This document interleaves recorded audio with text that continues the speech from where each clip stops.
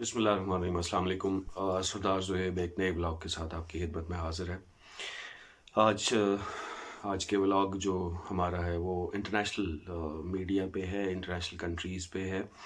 Lately जो election हुए, आज तकरीबन 13 तारीख है और 8 तारीख को जो इलेक्शन हुए थे, उस पे उसका चूँकि रिज़ल्ट कम्प्लीटली अनाउंस कर दिया गया, आप देख सकते हो।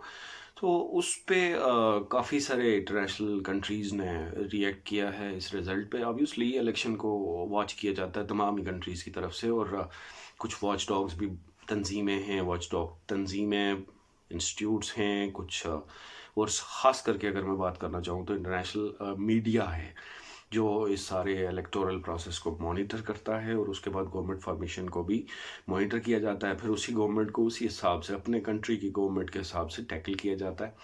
तो सबसे पहले मैं बात करना चाहूँगा अमेरिका की।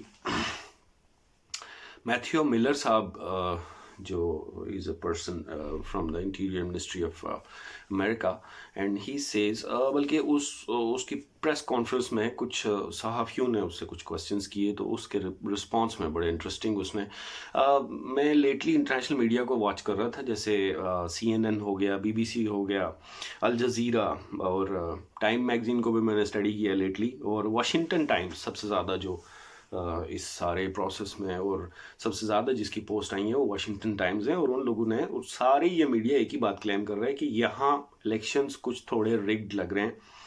और चूँकि पहले भी एक शो किया गया, एक पार्टी को सप्रेस किया गया, उसको रोका गया, उसको लिमिटेड किया गया, उसकी बाउंड्रीज़ को लिमिटेड किया गया, तो बाद में जो होने वाले वाक़यात हैं, जो इलेक्शन डिले हुआ, फिर सीट्स में जो चेंजिंग हुई, जो रिजल्ट्स में चेंजिंग हुई, जो RO ऑफिस, फॉर्म 45, फॉर्म 47, तो इस सारे प्रोसेस में जो इंटरनेशनल मीडिया है, उन्होंने इस सारे प्रोसेस को आप देख सकते हो, मैं बस साथ साथ इनकी वो चला भी रहा हूँ फ़ोटोज़ वगैरह।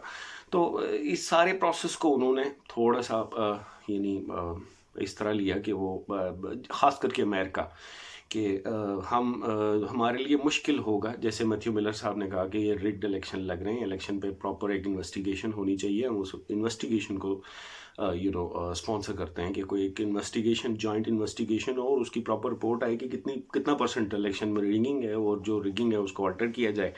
ये थे मैथ्यू मिलर साहब। तो उन्होंने और भी बात की कि मुश्किल हो जाएगा ऐसी गवर्नमेंट को कि अगर वो प्रॉपर गवर्नमेंट नहीं है, जिसकी हक नहीं है या जो इलेक्टेड नहीं है, तो उस गवर्नमेंट के साथ मुश्किल हो जाएगा कि हम चल पाएँ। ये एक बड़ी इंटरेस्टिंग बात मैथ्यू मिलर साहब ने, क्योंकि वो प्रॉपर गवर्नमेंट पर्सन है, तो इस तरह की बात जो कहना और समझ आना, एक किस्म का एक एक स्टेटमेंट जो उन्होंने दी है, वो इंटरेस्टिंग है कि हम इस इलेक्शन पे फ़िलहाल तहफ़्फ़ुज़ात का इज़हार करते हैं। भाई इसका बड़ा इंटरेस्टिंग एक रिटेलिएशन आई है जनाब काकड़ साहब की तरफ से। तो काकड़ साहब इस पे कहते हैं कि जो आपने कैपिटल हिल पे जो हमला किया था, उस पे हमने आपसे थोड़ी कहा था कि आप इस पे तफ्तीश करो या इसको ऑन बोर्ड लो।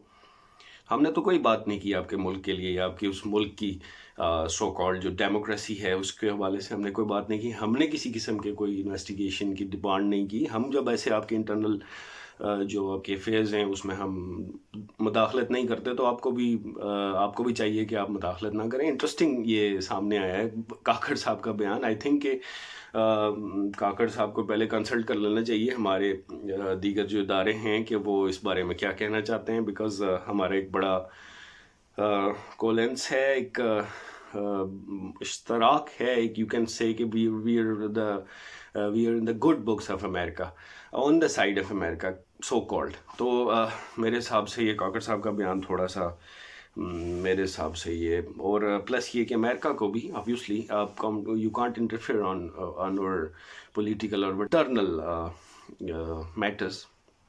और इस पे काफ़ी सारा, इसमें एक्चुअली एक बंदा था David Cameron, he is the ex prime minister of UK, United kingdom, और उसने जो सबसे पहले बयान दिया था कि ये एक रिग्ड इलेक्शन है। एक्स प्राइम मिनिस्टर है, स्टिल इज़ अ पॉलिटिशियन, बड़ा उसका है वहाँ इन्फ्लुएंस है UK में।